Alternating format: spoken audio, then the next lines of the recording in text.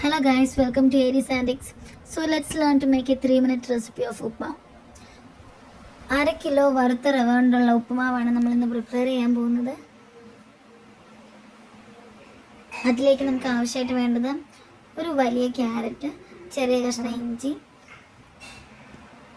4-5 ചുമന്നുള്ളി, 1/2 മുറി പച്ചമുളക്, അതായത് ഒരു പച്ചമുളകും ഒരു അരമുറി പച്ചമുളകും അവനവൻ്റെ എരി അനുസരിച്ച്, 2-3 തണ്ട് കറിവേപ്പിലയും നമ്മുടെ ആവശ്യാനുസരണം എടുക്കാവുന്നതാണ്.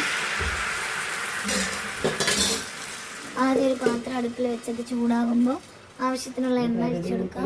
അതിലേക്ക് കടുക് ഇട്ട് കൊടുക്കുക. കടുക് ഒന്ന് പൊട്ടി വരുമ്പോഴത്തേക്ക് അതിലേക്ക് ചുമന്നുള്ളി, അരിഞ്ഞു വെച്ചിരിക്കുന്ന ചുമന്നുള്ളി, ഇഞ്ചി, പച്ചമുളക്, അരിഞ്ഞു വെച്ചിരിക്കുന്ന ക്യാരറ്റ്, കറിവേപ്പില എന്നിവ ചേർക്കുക. അതിലേക്ക് കുറച്ച് ഉപ്പ് കൂടി വിതറുക.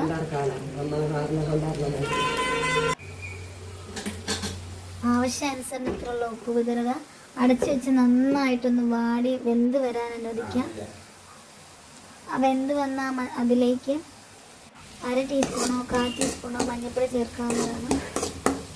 നന്നായി ഇളക്കി യോജിപ്പിച്ചതിന് ശേഷം അതിലേക്ക് ഒരു 2.5 ഗ്ലാസ് വെള്ളം പകരാം.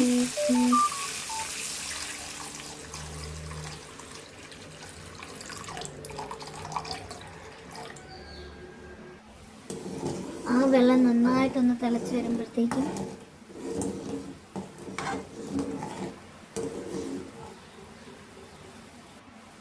അതിലേക്ക് കുറച്ച് വീതം റവ ഇട്ട് കൊടുക്കാവുന്നതാണ്. കുറച്ച് വീതം ഇട്ടിട്ട് അതിന് ഇട്ട് കൊടുക്കുന്നതിനനുസരിച്ച് നല്ല രീതിയിൽ ഇളക്കി യോജിപ്പിക്കുക. കുറച്ചിടുമ്പോൾ തന്നെ നല്ല രീതിയിൽ അത് പെട്ടെന്ന് കുറുകി വെന്ത് വരുന്ന പോലെ തോന്നും. അതിലേക്ക് പിന്നെയും ബാക്കി റവ കൂടി ചേർത്ത് കൊടുക്കുക.